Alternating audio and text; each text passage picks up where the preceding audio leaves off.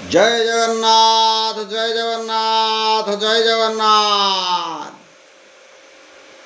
ମାନ୍ୟବର ସମସ୍ତ ପଣ୍ଡିତ ମଣ୍ଡଳୀ ଏବଂ ଜ୍ୟେଷ୍ଠ ଶ୍ରେଷ୍ଠ ଗୁରୁଜନମାନଙ୍କୁ ଆଉ ବ୍ରାହ୍ମଣ ଗୁରୁମାନଙ୍କୁ, ମାତୃଶକ୍ତି ମହେଶୀ ମା'ମାନଙ୍କୁ, ରାମ ରସ ପିପାସୁ ଭକ୍ତ ବୃନ୍ଦ ଆଉ କୃଷ୍ଣ ରସ ପିପାସୁ ଭକ୍ତ ବୃନ୍ଦମାନଙ୍କୁ ଏହି ବ୍ରହ୍ମ ମୁହୂର୍ତ୍ତରେ ଗୋପାଳ ନରୋତ୍ତମର ଅନନ୍ତ କୋଟି ମଥା ଲୁଟା ପ୍ରଣାମ। ଆଜ୍ଞା, ଆଜି ଆମେ ଜାଣିବା ଗୋଟିଏ ସୁନ୍ଦର ବିଷୟ।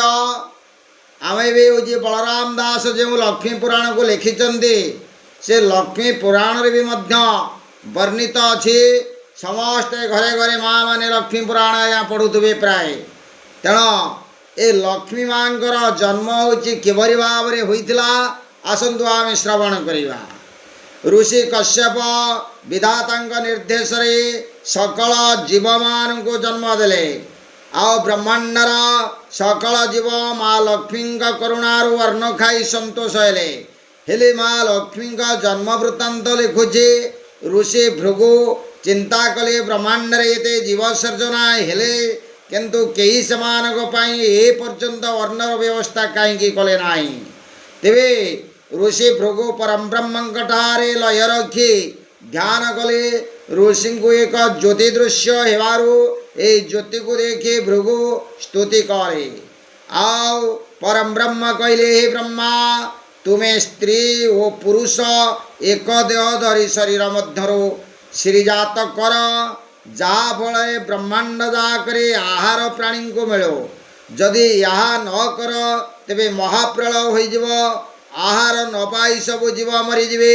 ଏହାପରେ ଋଷି ଭୃଗୁଙ୍କୁ ଆଜ୍ଞା ଦେଲେ ଓ କହିଲେ, ବେଦଋତୁ ନାମରେ ଅକ୍ଷର ପ୍ରକାଶ ହେଲା। ସେ ଅକ୍ଷରମାନଙ୍କୁ ଛନ୍ଦି ଗାୟତ୍ରୀ ମନ୍ତ୍ର କରି ଜପିଲେ ଲକ୍ଷ୍ମୀ ନିଶ୍ଚିତ ଜନ୍ମ ନେବେ। ଜୟ ଶ୍ରୀକୃଷ୍ଣ। ଏଣେ ଋଷି ଭୃଗୁ ପରବ୍ରହ୍ମଙ୍କ ଆଜ୍ଞାରେ ବେଦରୁ ଅକ୍ଷରମାନ କାଢ଼ିଲେ। ଓಂ ଭୂର୍ଭୁବଃ ଅକ୍ଷରକୁ ନେଇ 24 ଅକ୍ଷର ଗାୟତ୍ରୀ ମନ୍ତ୍ର କଲେ।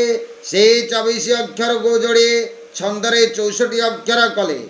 ଆଉ ଋଷି ଭୃଗୁ ଲକ୍ଷେ ଥର ଗାୟତ୍ରୀ ମନ୍ତ୍ରକୁ ପାଠ କହିବାରୁ ସେହି ସମୟରେ ବ୍ରହ୍ମ ଶରୀରରୁ ଶିରା ଗୋଟିଏ ଖସିଲା। ଆଉ ପରବ୍ରହ୍ମୀ ଜନ୍ମ ହୋଇ ବ୍ରହ୍ମାଙ୍କୁ ପଚାରିଲେ, ସ୍ୱାମୀ, ମୋତେ କାହିଁକି ଜାତ କଲ? ବ୍ରହ୍ମା କହିଲେ, ମର୍ତ୍ତ୍ୟରେ ଜନ୍ମ ହୋଇ ଜଗତକୁ ପାଳିବା ତୁମର କାମ ହେବ। ପରବ୍ରହ୍ମ ଏପରି କରିବାରୁ ଲକ୍ଷ୍ମୀ ଆସି ଭୃଗୁଙ୍କ ଆଗରେ ଉଭା ହେଲେ।